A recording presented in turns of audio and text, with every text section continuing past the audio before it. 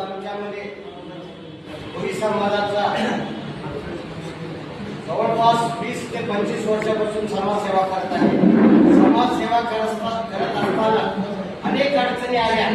त्या अडचणीला मात करत देगलूर शहरामध्ये एका बलाढ्य